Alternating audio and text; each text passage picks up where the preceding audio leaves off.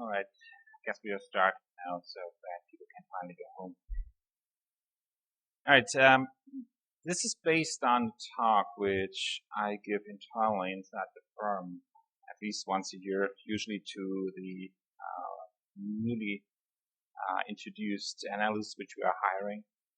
And the background is simply that I'm completely dissatisfied with the university systems, specifically those based on the English school systems, which unfortunately also have here in India most of the time, where people get educated for a market to be usable very quickly, and therefore people are, so the schools are looking to actually introduce the topics to make you immediately very well usable for a large majority of the market, which unfortunately means that the education is suffering in areas which are highly important for many parts of the system. So you get educated in programming in high-level languages which have controlled runtimes, be it Java, be it Python, or something like this, but at the cost of actually understanding how this code is executed. And so this talk is about why I think everyone should really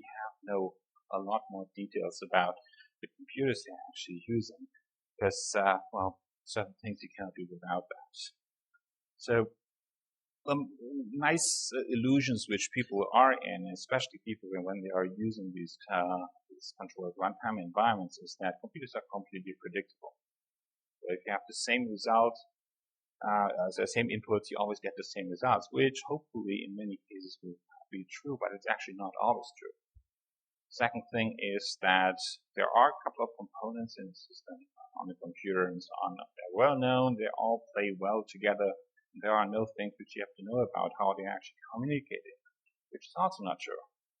And therefore, really, what people see is really this 10,000 foot view of a computer, which really means that it's all uniform, it's all the same, and it all works nicely together. But in reality, it's really something like that. If you look closer to this, and if you really want to measure things at a finer granularity, you really see there are massive differences. There are things which you have to know about. So, translated to a computer, so what most people really see a computer like is that you have something in the center of it, which is a CPU. CPU can somehow talk to memory, where it can store data temporarily, and well, it doesn't really matter, so it's just memory at that end. On the other hand, it has access to some mass storage, hard drives, SSDs nowadays, it's all the same. So some are faster, some are slower, but well, if you need something better, something faster, you just buy a different drive, which is also completely bogus. On the other hand, you have some connection to the world with just the cable, so you just plug it in, and whatever you do, well, it works all the same, so it's also not true. So all these kind of things are really misconceptions. These are things which are really, it's attractive to believe them, because you don't actually have to know too much about this. But if you want to be a good programmer, you have to know about this, since there are so many effects which you can see when you're running the program, when you're optimizing the program, when you're analyzing the program, which are affected by all these components and the different interaction between those. So, and just to get you started, so this is something which very often already throws people off if I show them this. So these are actually two snippets of code which you can very easily verify are doing exactly the same. But if I tell you that one of them runs probably an order of magnitude faster or more, well, is this surprising you? If yes, well, this is why you have to know about hardware. It doesn't surprise me. These are things which I've learned very early on in my work. So when I started out with the big computers, supercomputers at that time, so Craze, where knowing these kind of things were absolutely essential, and they're becoming even more important nowadays, because every single machine has a problem.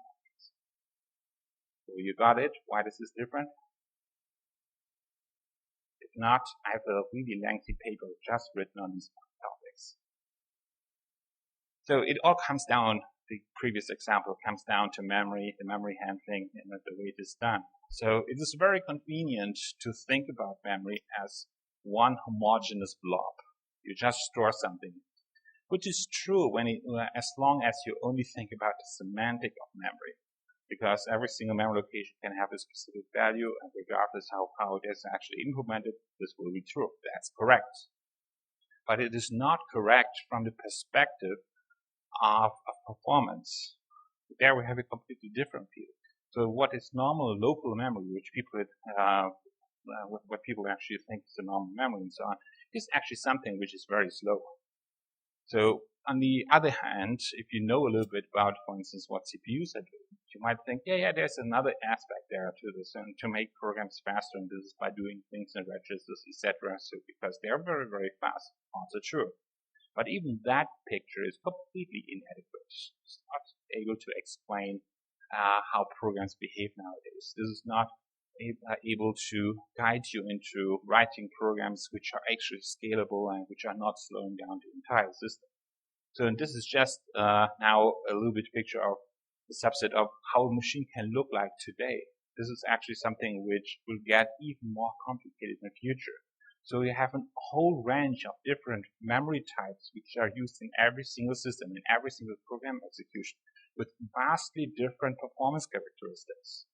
So we are really talking here, and I have this here in this little diagram that you can see the differences. So we are talking from accesses to registers, which are basically free, basically cost nothing, up to accesses to remote memory, which are costing to something in the order of 400 cycles, so CPU cycles.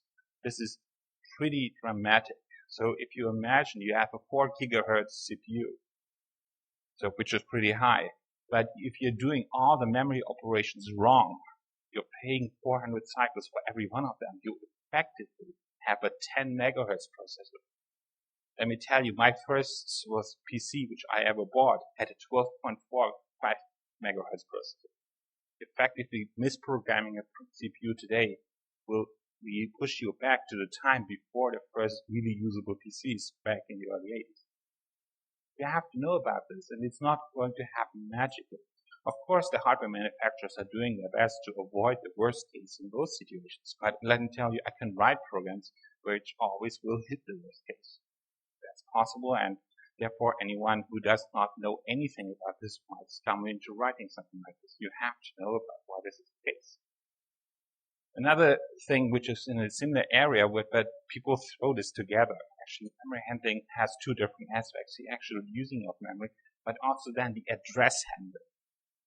Addresses are something which, if you have never thought about how CPUs are implemented, you think, well, if I'm having a process which I'm running now in my system, it has an address. So every function, every variable has an address. And this address is just used by the CPU to address the actual memory location and pull out the value. Well, yeah, the emphasis here lies on the word just, because this just is actually a lot of work. What we're dealing with in today's programs is not an address which is actually usable by the hardware to access memory. It's something which is called a virtual address. Every single process lives in its own virtual address space, and this is something which has nothing, as the word virtual suggests, has nothing really to do with the outside world. It's something which only exists in the current running environment of the process on the CPU. There has to be something which actually does the translation from this virtual address in the physical address. That's the just. This is not something which is very easy to do. In fact, something which is actually quite complicated to do, because these operating system designers really request this mechanism to be very, very flexible. The way this is actually implemented on system is to use something which is called a page table tree. And I'm talking here about modern CPUs, some very old ones, so early Sparks, MIPS processors, etc. Some of the embedded stuff actually never had this kind of data structure, and the actual resolution of this actually had to be implemented in the operating system. So I'm ignoring that. So I'm talking here about more modern CPUs. And modern CPUs have support for handling this translation in hardware.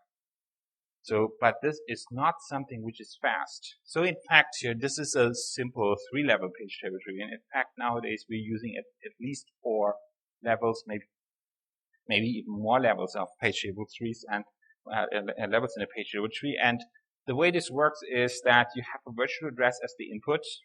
There is a certain part of the address which is not translated because this is an offset in the minimum item which can be addressed. And in the page is simply 4K for us in most cases, unless we're using huge pages.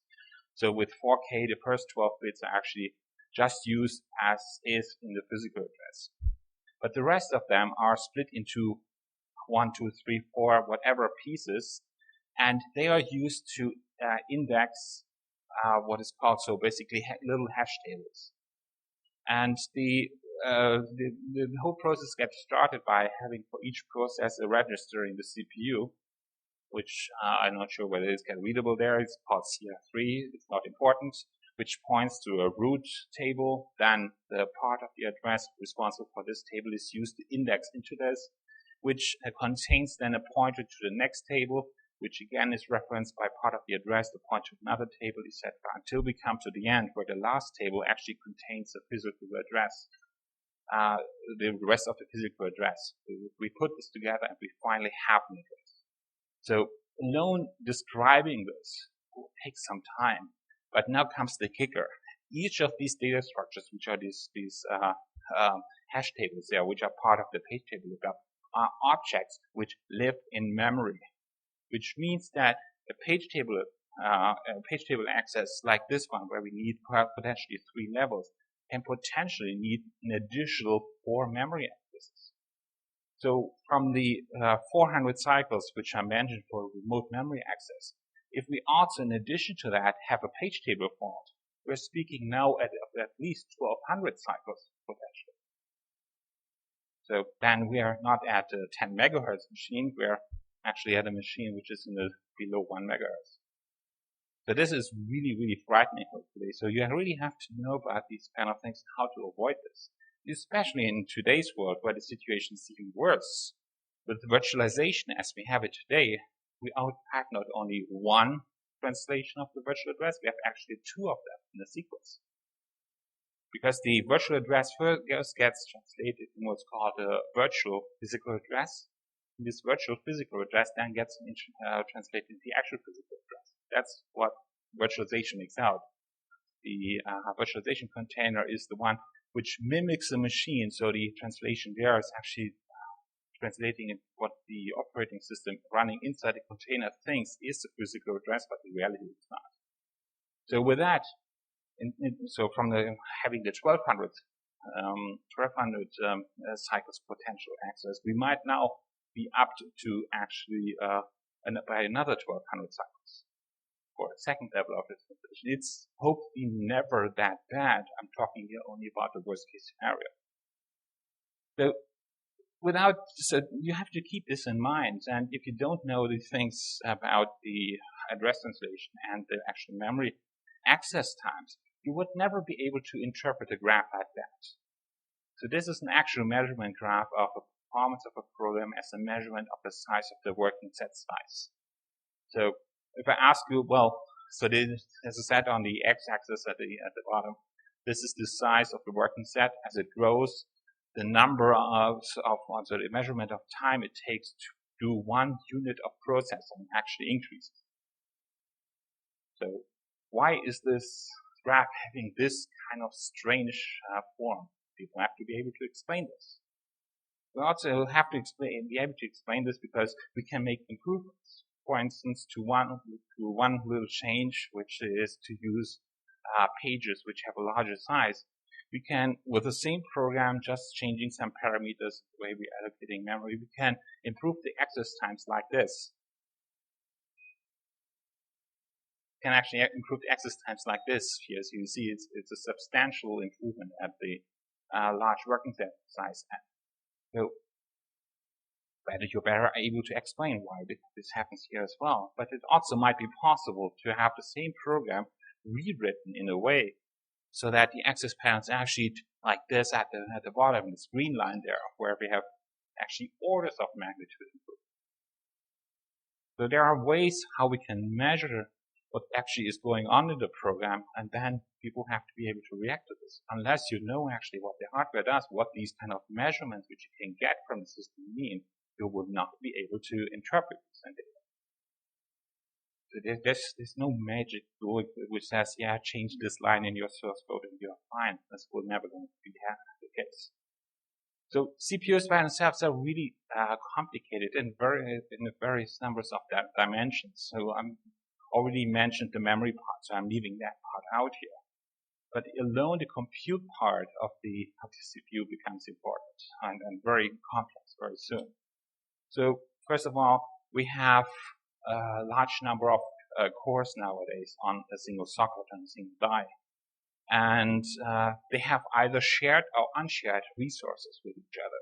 So for instance, normal Intel processor as you can get it today has 4, 6, 8 cores or whatever, and they all have their own level 1 and level 2 caches, but they have a shared level 3 cache. If you get one of the large AMD processors, we have also, let's say, 8 cores there. They have each 2 cores are sharing one floating point computation unit. They all have their own separate level 1 and level 2 cache, and there are 2 level 3 caches where a group of 4 cores are sharing a level 3 cache. So translate this back into using the data which we saw previously on the slide, the access times, and the way, for instance, if you have a, let's say, an incorrect placement of the threads, where, for instance, on this AMD processor, you still have them on the same die, but you have them in cores which share no level 3 cache. Communication between these threads will require the transfer to go through the main memory and therefore take 200 cycles as opposed to, let's say, 40 or 60 cycles when it goes to the level 3 cache. So these are dramatic performance penalties, and you have to know about this. You cannot just run things and cannot just hope that the OS is doing exactly always the right thing. But the OS tries, of course, to optimize things, but it's not going to be perfect. Another thing is, as soon as you have more than one socket, more than one die on the system, things get complicated because now, especially with the more recent processors, more and more functionality, which used to be an autonomous piece on the motherboard of the system, is now moving inside the processor itself. So a couple of years back, so AMD actually far longer, the memory controller moved out of a chip called the Northbridge into the memory chips themselves. The result of this is that we are now talking about non-uniform memory architecture, NUMA chips. And you have to be able to actually handle this, because otherwise your program might not only be running slower, it might actually be unpredictable. You start the program once, it will finish in a second. You start the program the next time, exactly the same configuration might run in 1.5 seconds. It's actually pretty bad if you want to do for things like profiling. You have to know how to counter this. And for the most recent Intel chips, so Sandy Bridge and later on, there's another component of the system which used to be part of the South Bridge, moved into the CPU, which is the PCI bridge. So now, if you connect a device like a network card in your system, there is one of the sockets in a multi-socket system which has preferred access to this thing. It's faster. So we have some of the processors might actually get their data faster over the network card than others.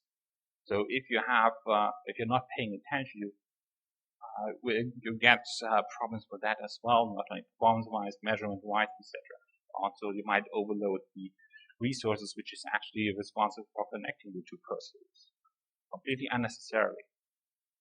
And the last thing on this one, the last dimension I want to mention in this context here is that we have so the chips nowadays have what's called SIMD units, single instruction multiple data. This is a special instructions which these CPUs are providing. Initially, they were meant for graphics processing, but they have a much wider applicability. So, and the nice thing about these are, yes, these are real vector instructions. And the definition of a vector instruction is that the time it takes to perform a single operation is the same time on a scalar value, is the same time it takes to perform the same operations on a vector of these scalars. So for instance, on the AVX processors of Sandy Bridge later, we have 256-bit wide vector registers, which is enough to store, for instance, 8 floats, 32-bit floats, or 4 64-bit double values.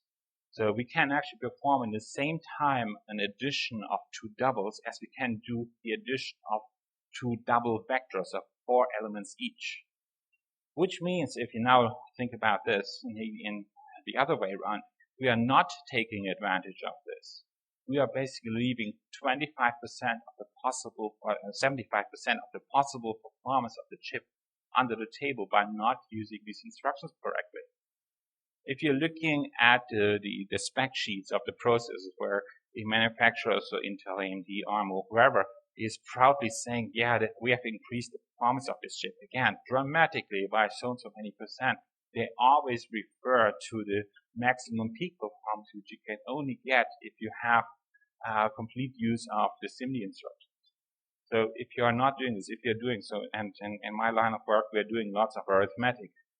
So if we're not using the vector instructions, we are basically buying 4 times as many machines as are actually necessary. So asymptotically, because it doesn't scale that linearly, but you get the idea. So you would actually buy too many machines, you pay too much electricity. We are not using these kind of things. Therefore, again, it's not much which can be done automatically. There are some techniques which can help you to exploit this, but you need to prepare for that. In a normal program which is completely agnostic to any of these kind of details, as for instance most Java programs are, will never take this advantage of this. So, and the next step on top of what SIMD is that we have an upcoming list of accelerators which various companies are providing. Today, and for a couple of years now, you had already a lot of access to accelerators in the form of GPGPUs, so it stands for General Purpose Graphics Processing Units, which are basically souped up graphics chips, the graphics cards which you have on the system, so NVIDIA cards, ATI cards, etc. These are used to be special purpose chips, but they have actually matured now into completely self-contained processors which can actually run OSs and whatever. And they can actually be used to perform especially arithmetic code at a much, much higher rate than we can actually potentially achieve it with a normal CPU. So we are talking orders of magnitude. But we have to be able to program these kind of things. And unless you actually write your program like that, it's not possible because it's not magically happening. And there are certain boundary conditions when this is actually possible. And the boundary conditions are especially acute by or determined by the place where the accelerator actually is attached to the rest of the system. So a normal graphics card is normally attached via the PCI bus. It's an external device, and you have the PCI bus, which is reasonably high performance, but still is quite high latency, and you cannot have implemented to it something like coherent memory. So that's simply not possible with that. What we might see at some point is some kind of heterogeneous system where you have the normal CPUs in addition to chips which are based on these kind of GPGPUs living side by side and using the communications which are already possible today to communicate between different sockets on the same system. On Intel's side, this is called QPI, this quick path interface. AMD has something called hypertransport, which serves exactly the same purpose.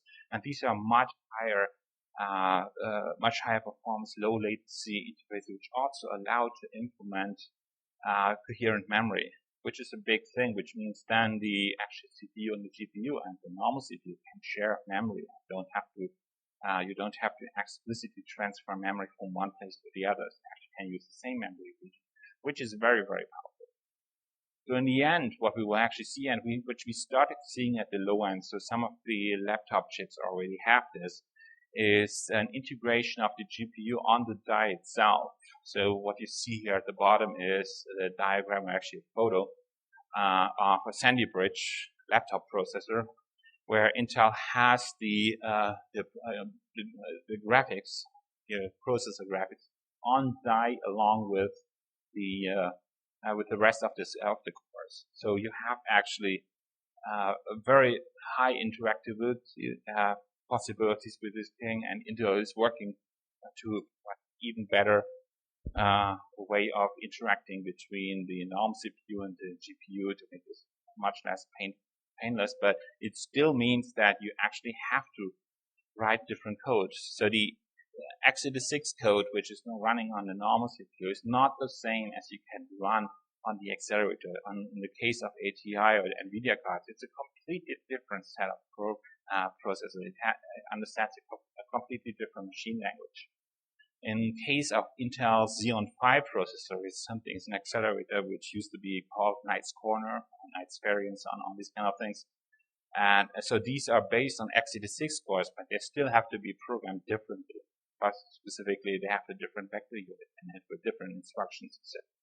So again, we can not take advantage of the performance unless we actually know what the hardware does, how we can actually take advantage of it, and how we might have to rewrite our program to be able to take advantage of this.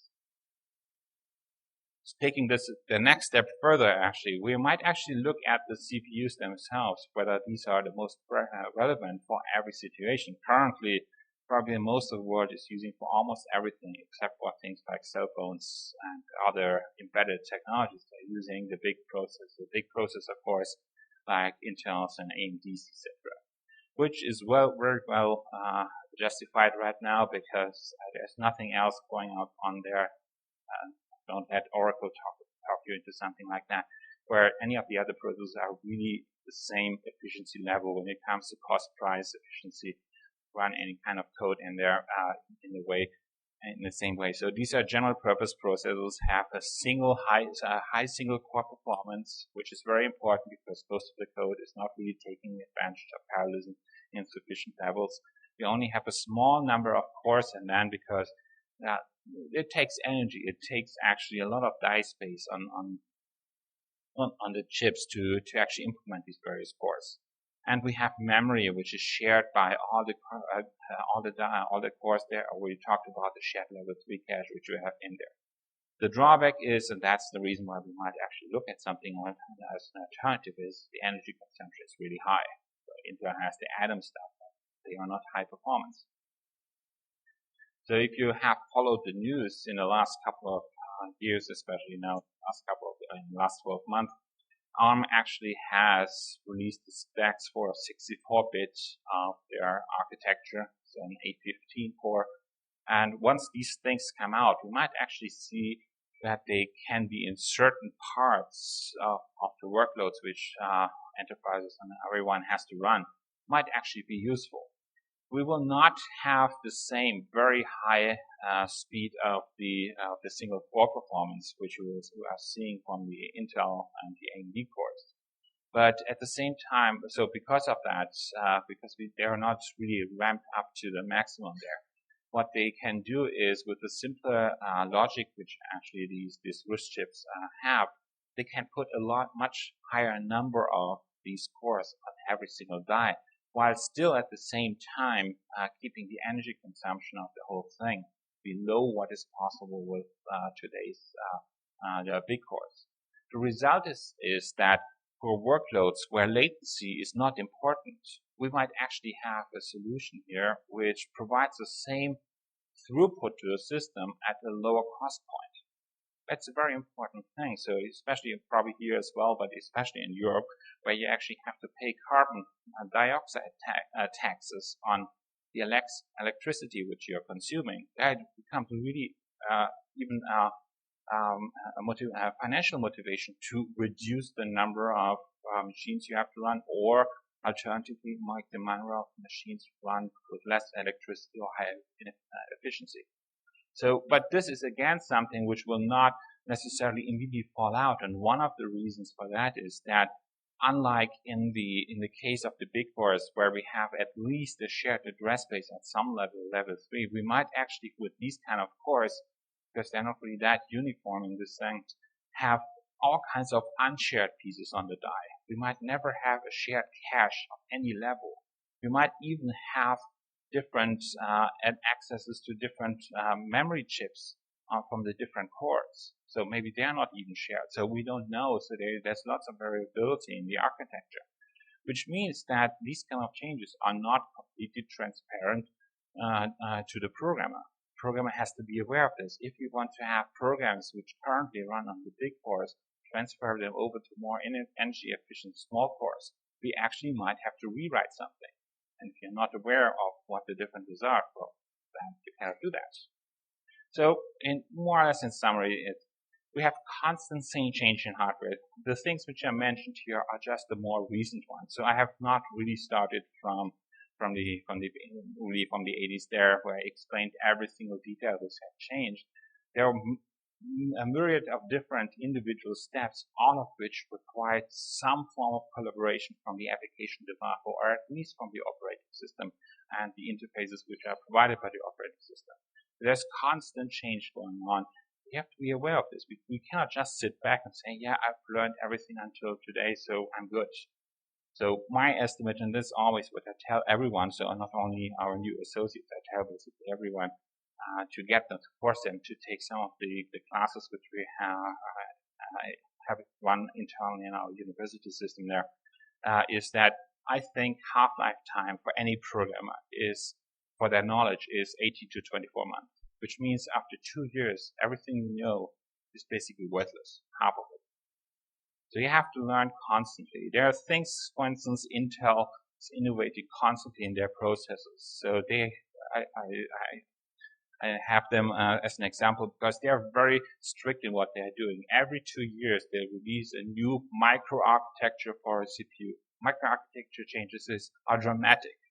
So they might not seem like this because most people just care about the instruction set. Instruction set compatibility is actually achieved. But the actual performance characteristics might actually be very, very different. And some of the new features which are made available in the CPUs are not actually used unless they are explicitly used by the program. These are nowadays often what Intel is called application-specific instructions. So there's lots of innovation going on in this area, but these instructions are so complicated that usually a compiler is not able to directly generate anything like that. So you have to actually have the programs which are meant to be using these kind of instructions explicitly use them. Otherwise, the efficiency is lost. And just like in the SIMI example which you gave before, you're leaving large amount of possible performance under the table, and updating the CPU to the next revision might actually lead you with no or just very little performance increase, because the single core performance of chips is actually not going up anymore. And there are other things on a chip system which actually might make the situation worse if your program is not prepared, because one thing you will see in the next couple of years is that the depth of the cache hierarchy which exists in this chip, with the growing number of cores and other technologies which are attached to the CPU, will grow even further. So you already saw this little diagram which had earlier. We have level 1 cache registers, level 2 cache, up to a remote cache. So these were actually 6 levels in the memory hierarchy. Well, guess what? In a couple of years, we will be glad if we only have 10 levels in this hierarchy, and each of them have to be programmed differently.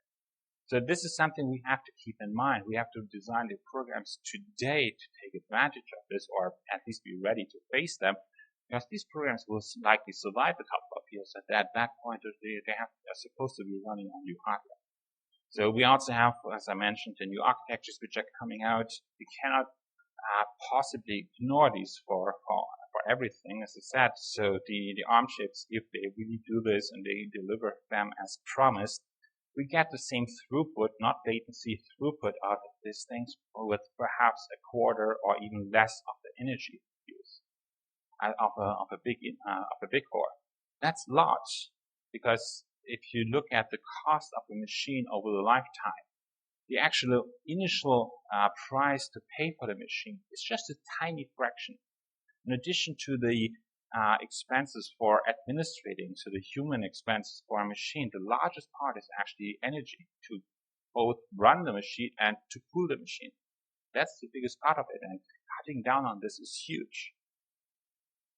So as a summary, a final real summary, so I completely acknowledge that ignorance is bliss. You don't have to think about this, and the world is a really happy place.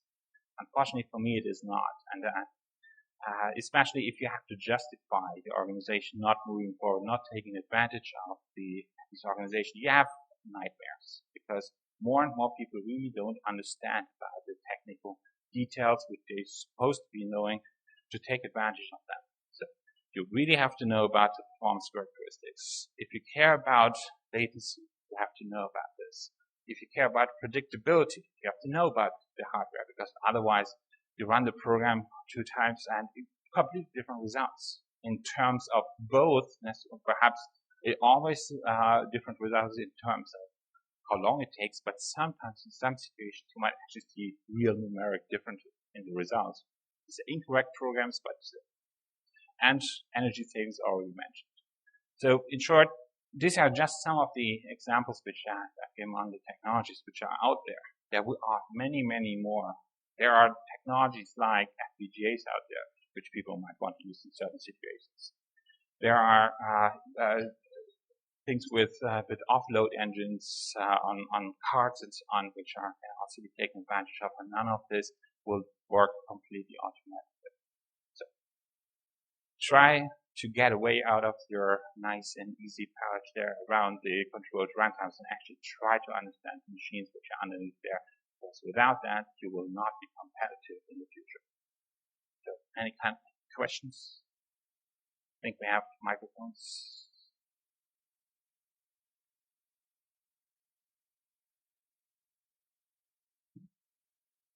I have 2 questions. The first one being, given for application programming, given the platforms we have, like say JVM or .NET or Erlang, how much power do we have to leverage the advantage of the advantages that architectures offer? The second question is, how much feasible is it to have custom hardware given any application which stays static? Is it feasible? What was the second one? Is it feasible to have custom hardware these days? If I remember, it's in some history, right? In past, we could have custom hardware for. Well, it depends on your organization. Let's start with the second one first. So custom hardware was the first. So of course, you can still have this, and I just speak from experience from my previous employer. So the reason why Linux succeeded is that it worked on standard hardware, box standard hardware, which you can buy anywhere, always works everywhere. That's what people want. They don't want custom hardware because it's expensive and you don't have an update path and whatever. So this is not what anyone has any interest in unless you're forced to do it. So I can tell you certainly a couple of businesses where they are still using this, but chances are, unless you're 1 in a million developers who actually has to do stuff, really not that prevalent. So I wouldn't do anything. So the first part was about, well, how can we take advantage of this and things like .NET. We couldn't have chosen worse examples. I already mentioned the people who are educated in things like Java, Python, and also, of course, .NET, they're completely isolated from this because they are not really talking to the hardware directly, they're talking to a virtual machine. And there's nothing possibly you can do really to interact with the hardware directly. That's meant, this is what the control runtime are about. You're completely, utterly at the mercy of the people who are writing these kind of things. And they predict the future. They cannot estimate what your program will do in the next second. You have no way of telling the runtime environment what your program will do, and the runtime environment cannot read your mind. I think all this controlled runtime stuff is the worst possible thing which can actually happen for energy use, because this is just throwing resources at the problem that we have inadequate programmers. Hello. If I say a higher latency results in a lower throughput, am I right in saying so? Or how do I measure qualitatively and quantitatively latency can affect throughput? Well, it's not so I mentioned this in the context of the difference between the big cores, which we're using today, and the smaller cores, which are coming in the future. So, the throughput is the total amount of work which can be done in a certain period of time. And if the latency of each individual core is higher, we can still have a higher throughput by increasing the number of cores. So if each core takes twice as long to do the specific work, therefore the latency is longer, we can have 3 times as many cores and the throughput of the chip is higher. And the whole thing should then be also equated with the energy use. This is where another kick in comes for the new type of CPUs out there, because they're optimized for energy use. But if I have the same hardware and I'm not changing anything in the number of cores, can I definitely say that if the latency increases, throughput will decrease? Yes, of course. If you have the same number of cores and you don't change anything, you just increase or so decrease the latency, you automatically increase the throughput.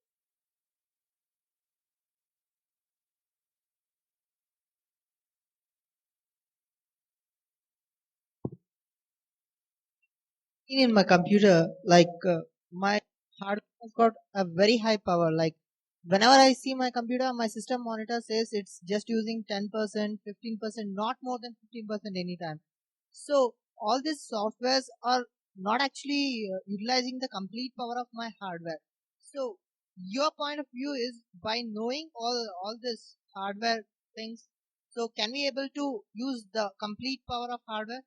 Well, there are 2 things to answer to this kind of question. The first thing is that probably the computers which we are using today are already so overpowered that the amount of work you're putting on them are even completely stressing out. But the other thing is definitely that the way we're currently implementing without the knowledge of hardware. So for instance, if you have a program which has to access data from disk or something like this, chances are, if you're not really agnostic to how the interaction with the disk and the file system actually work, is that the program will spend a large amount of the time actually waiting. And if it just spends for every second of compute time spends 1 second waiting, you already have a load which is only 50%.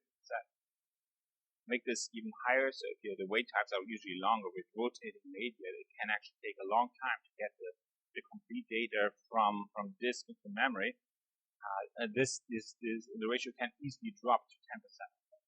So the same is true for all kinds of other things like incorrect memory accesses, etc. And this can definitely mean that the CPU actually utilization gets stolen by knowing your hardware much better. You can increase this and actually don't have to buy a new computer just one, so it will work fine. I think only Pentium 4 can able to do all our work around. We don't need any dual core. It is to some extent true. So the most recent processors are really gimmicks of the industry. So they can give you the illusion you need more, and they're working very hard with the game developers to allow them to run at a frame rate of 200 frames per second instead of 170, even though your eye cannot differentiate between 50 and 60.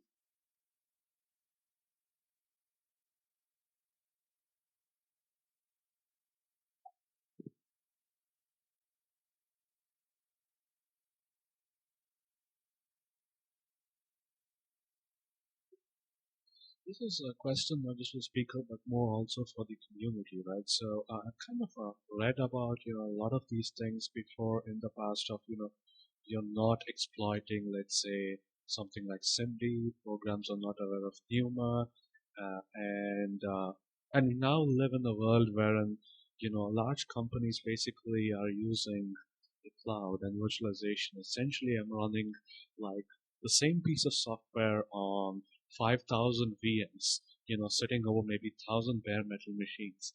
And, at this point, I haven't seen any compelling case study, if you will, from anyone saying, write your programs right, that is hardware aware, deploy it correctly, here is really what you need, okay? Run it in sort of a naive, ignorant manner, let's say, and here is what it is.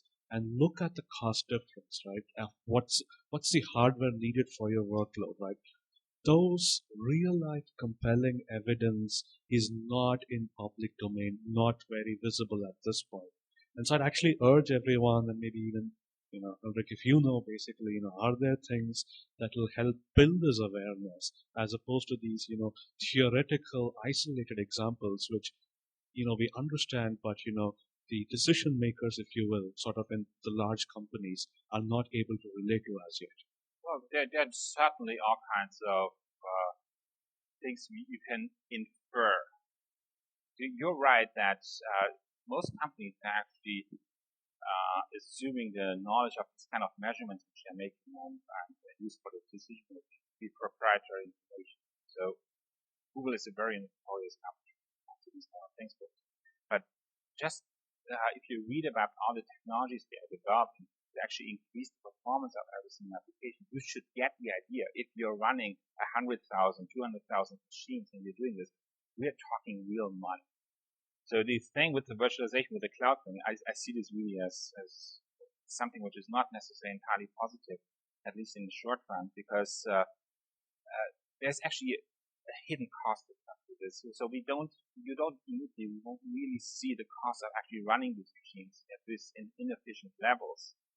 To some extent, because in the long run we will have to pay for electricity a lot more because we are doing today nothing to conserve energy. So I think the energy prices are really not reflecting future costs there. If this would be the case, and fortunately Europe is actually going in the right direction, with things like carbon tax, etc. If this would be applied everywhere, especially also in the US, we might actually have a conventional model which everyone can agree that higher efficiency in computing, even in the cloud, will actually be something which is worth investing. I can only say from my firm's point of view, we take this very, very seriously. We do a lot of computation and we are looking at saving these now things. And that's enough motivation for us to actually look at the other.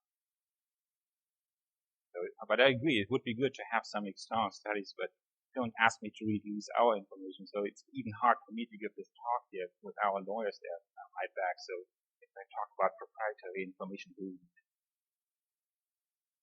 go to Google. So maybe you can do something there.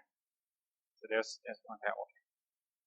I just wanted to ask, what happens if we take away all the hierarchy in the caches? So what is stopping us from thinking of a possibility in which the hierarchy of caches go away because we have an innovation in hardware, memory hardware? Say there is something new which will take away L1, L2, L3 caches, and then all your problems are solved. Okay, so if you have this, you have the billion-dollar idea. The problem with caches is, so how many electrical engineers are here?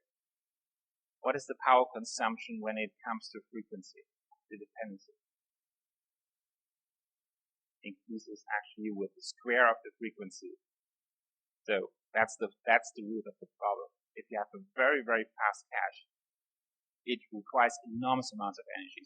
If you would have the entire cache on the CPU with the speed of a level 1 cache, leaving aside all the problems of addressing and the associativity of caches, this thing would blow wide.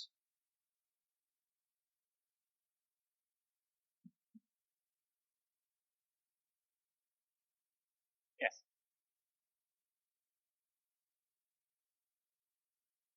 Still not on.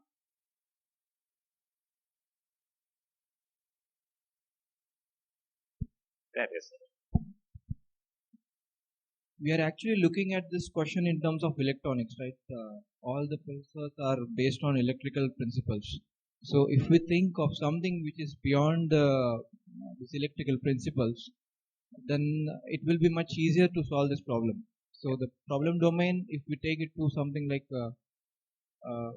optical computing or something like that, so the problem doesn't remain, or it becomes easier to solve. Some problems, yes, but there's not everything which you can do with optical. Yeah, at least at these levels, because the integration level of optical is not really there.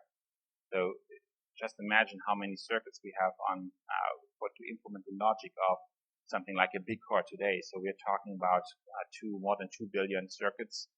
The integration level for optical on these levels is that probably one of these chips would fill this room or something like this. It's simply not there yet. I mean, we might get down that we have optical material which can actually do that at that point. We may actually have frequency work that we can overlay the work in pure actually optical things. So I haven't seen this research yet, whether this is really possible. So where we have optical is, of course, for things like networking. So and actually networking onto the chip itself and communicating between the chip and the PCI devices, etc. That will come, but this is only part of the efficiency.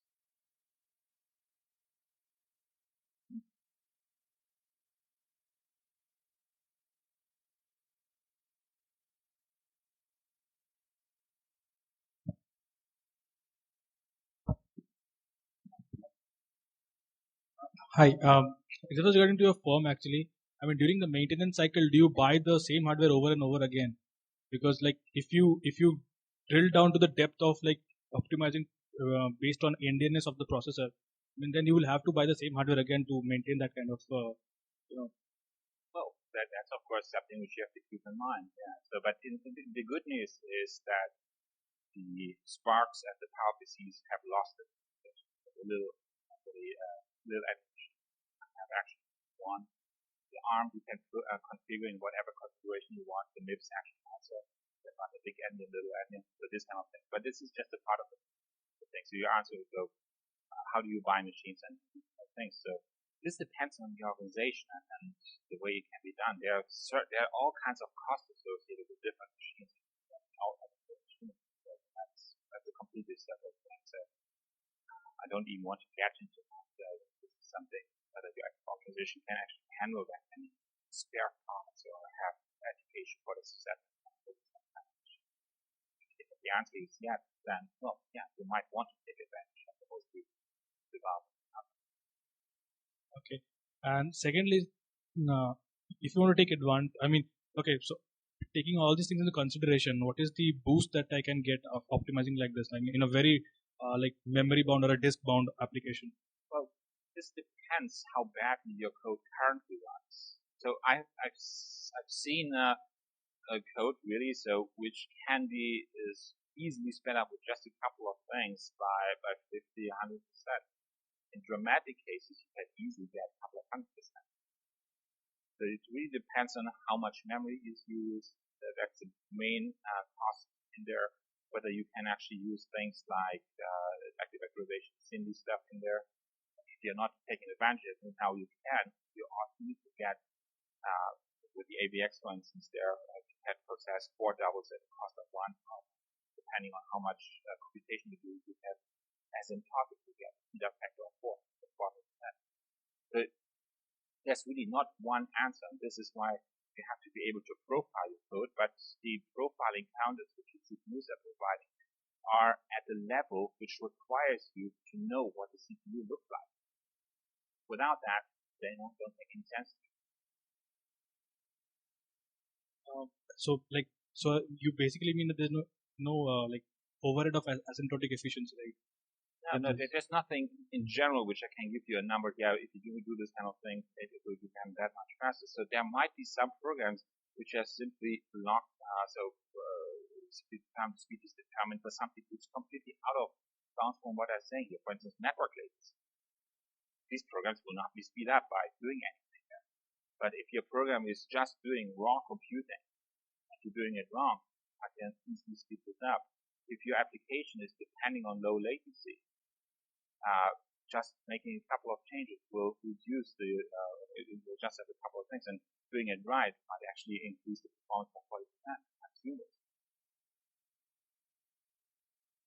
Thank you. That's really not one answer. This is an open question. All right, I think that was it. So, thanks.